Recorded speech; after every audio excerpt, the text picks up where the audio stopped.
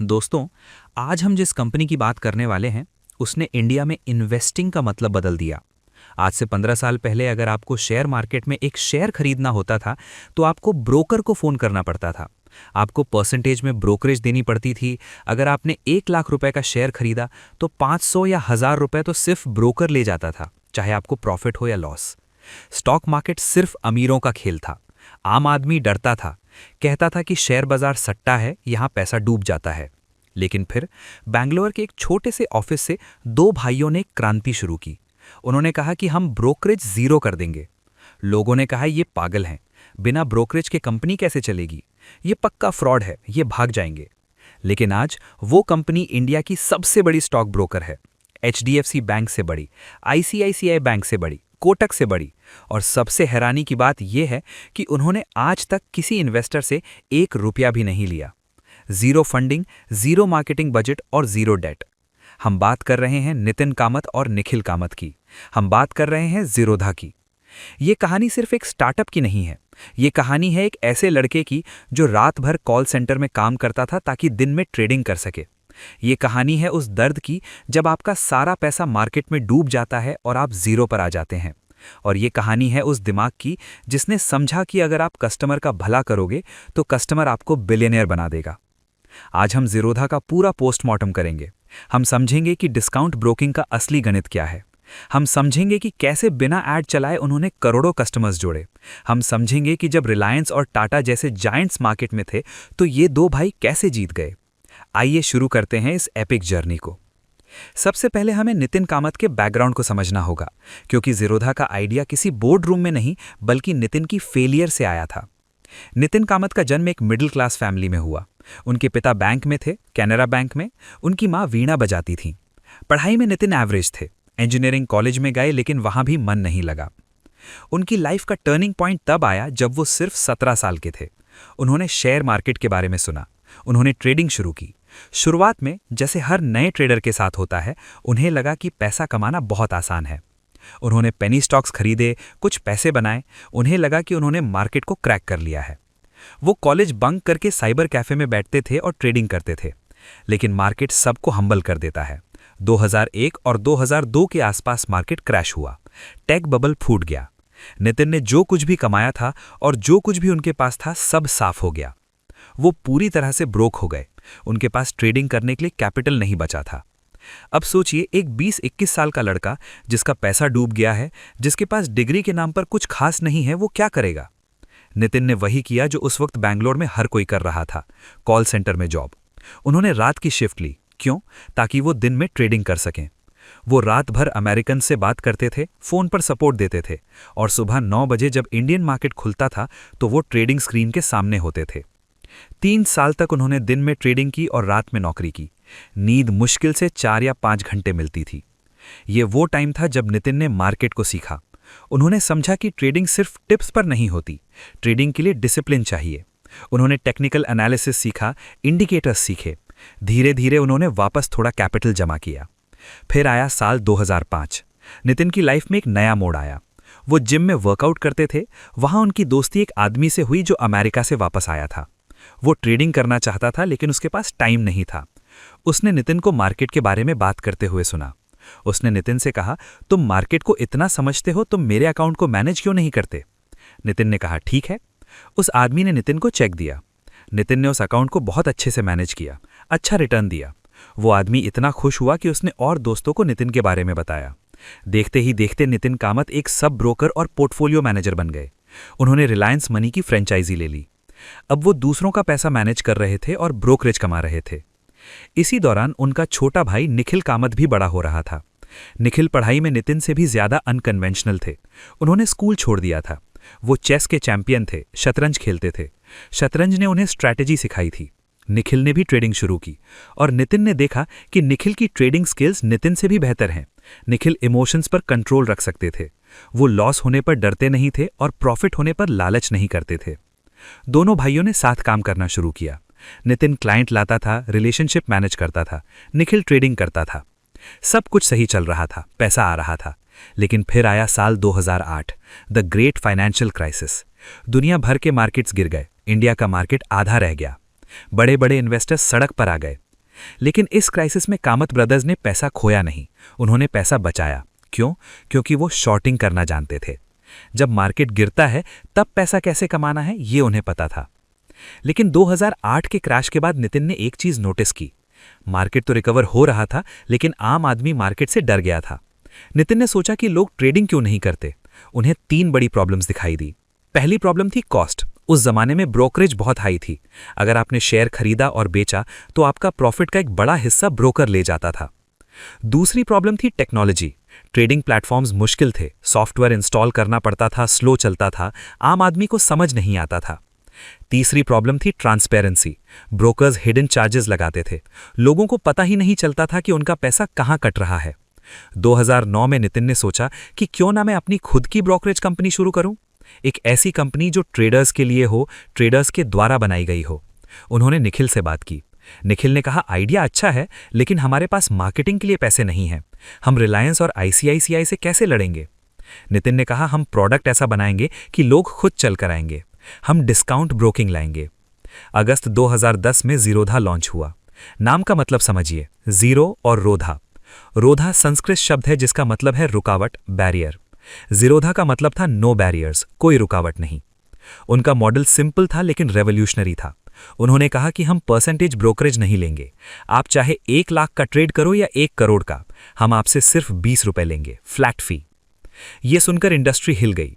Competitors ने कहा, यह पागलपन है, 20 रुपए में खर्चा कैसे निकलेगा, बिजली का बिल भी नहीं निकलेगा। लोग कहने लगे कि जीरोधा हिडन चार्जेस लगाएगा। लेकिन नितिन कामत ने गणित लगाया था। उन्हें पता था कि टेक्नोलॉजी यूज करके कॉस्ट कम की जा सकती है। उन्होंने कोई ऑफिस नहीं खोला शहर शहर में।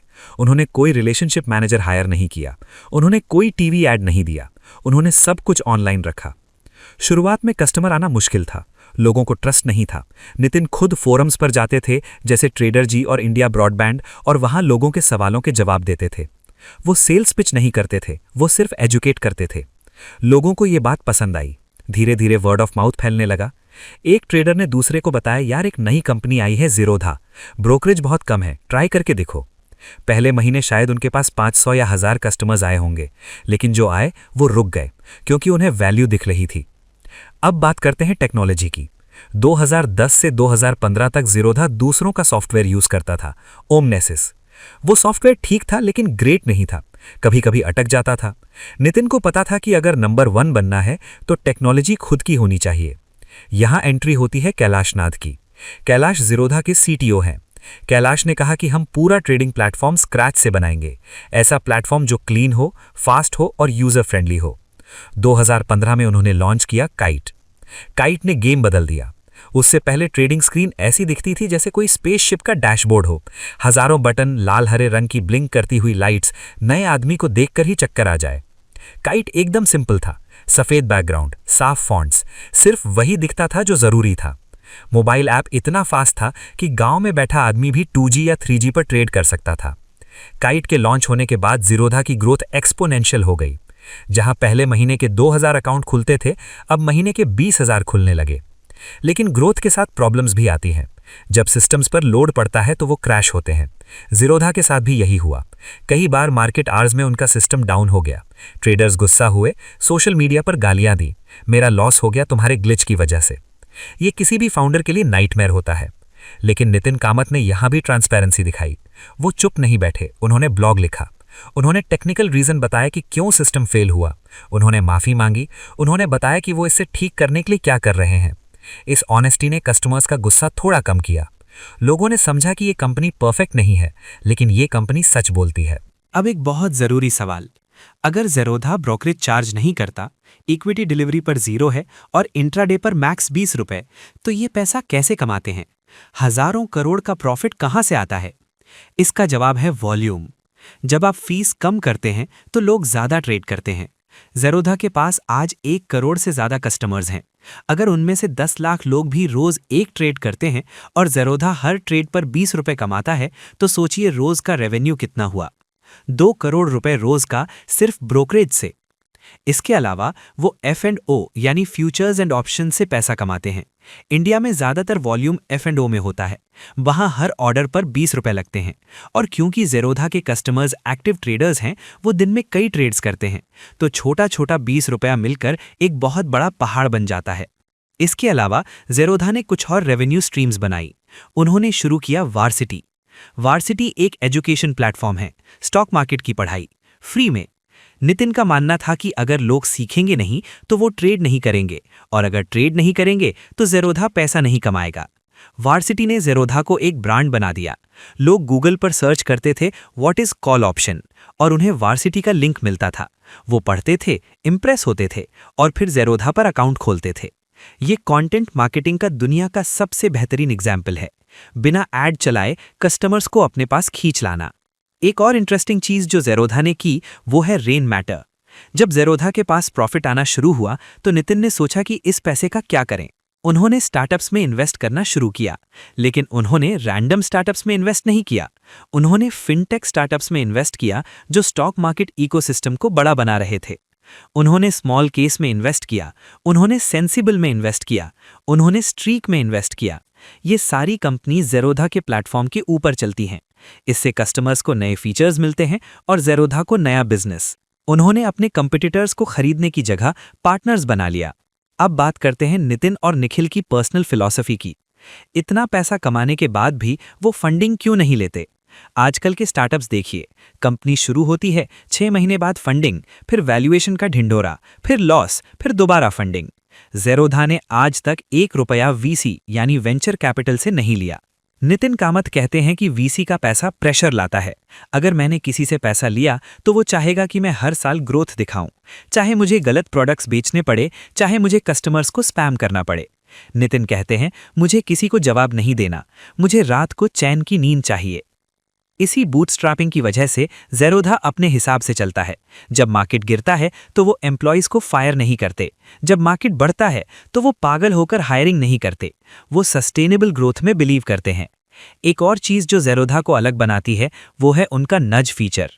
नितिन ने देखा कि बहुत सारे रिटेल ट्रेडर्स मार्केट में पैसा गंवा रहे हैं, स्पेशली F&O में।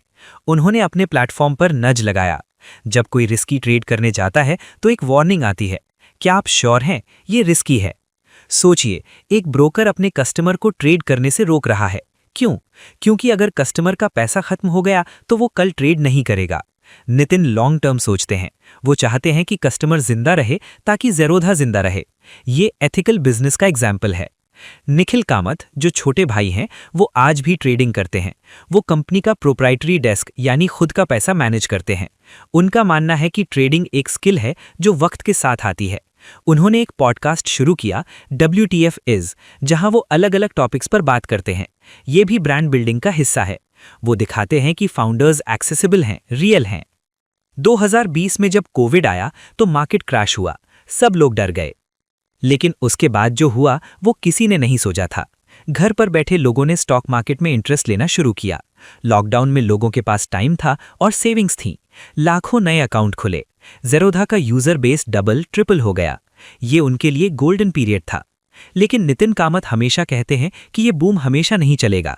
मार्केट्स आर सिक्लिकल, जो ऊपर गया है वो नीचे आएगा। इसलिए वो हमेशा तैयार रहते हैं बुरे वक्त के लिए। वो अपने प्रॉफिट्स को उड़ाते नहीं हैं, सेव करते हैं। आज ज़ेरोधा की वैल्यूएशन 30,000 करोड़ से ज़्यादा है। फाउंडर्स की नेटवर्थ हज़ारों करोड़ है, लेकिन उनका लाइफस्टाइल आज भी सिंपल है। नितिन कामत कहते हैं कि पैसा आने के बाद उनकी लाइफ में ज़्यादा चेंज नहीं आया, बस अब वो मेन्यू कार्ड पर राइट साइड प्राइस नहीं देखते ऑर्डर करने से पहले। उन्होंने अपनी वेल्थ का एक बड़ा हिस्सा क्लाइमेट चेंज और सोशल कॉजेज़ के लिए प्लेज किया है। उनका मानना है कि एक लिमिट के बाद पैसा सिर्फ एक नंबर रह जाता है। असली मज़ा प्रॉब्लम सॉल्विंग में है। ज़ेरोधा की कहानी हमें ये सिखाती है कि बिजनेस करने के लिए आपको IIM की डिग्री नहीं चाहिए। आपको मुंबई में होना ज़रूरी नहीं है, ज़ेरोधा बेंगलोर में है। आपको मार्केटिंग पर करोड़ों उड़ाने की ज़रूरत नहीं है। आपको सिर्फ 3 चीज़ें चाहिए। 1. प्रॉब्लम की समझ, 2. कस्टमर की नीयत, 3. पेशेंस यानी रातों रात अमीर बनने की कोशिश ना करना। नितिन और निखिल ने दिखाया कि इंडिया में प्रोडक्ट कंपनी बनाई जा सकती है। HCL और इन्फोसिस सर्विस कंपनीज थीं, ज़ेरोधा प्रोडक्ट कंपनी है। तो दोस्तों, अगली बार जब आप काइट ऐप खोलो या कोई शेयर खरीदो तो याद रखना कि उस स्मूथ एक्सपीरियंस के पीछे एक लड़के की सालों की मेहनत है जो कभी कॉल सेंटर में नींद से लड़ रहा था। याद रखना कि उस जीरो ब्रोकरेज के पीछे एक दिमाग है जिसने पूरी इंडस्ट्री से लड़ाई की। ज़ेरोधा की कहानी उम्मीद की कहानी है। ये बताती है कि अगर आप सही रास्ते पर चलते रहो, कस्टमर का भला सोचो और लालच ना करो तो आप जायंट्स को भी हरा सकते हो। ये थी ज़ेरोधा की डिटेल्ड, फैक्चुअल और गहरी कहानी। उम्मीद है आपको इससे बहुत कुछ सीखने को मिला होगा। अगर आपको लगता है कि ये कहानी और लोगों तक पहुंचनी चाहिए तो इसे शेयर कीजिए। हम ऐसी ही और कहानियां लाते रहेंगे, बिजनेस की दुनिया के वो सच जो अक्सर छुप जाते हैं। धन्यवाद। Keep building. जय हिंद।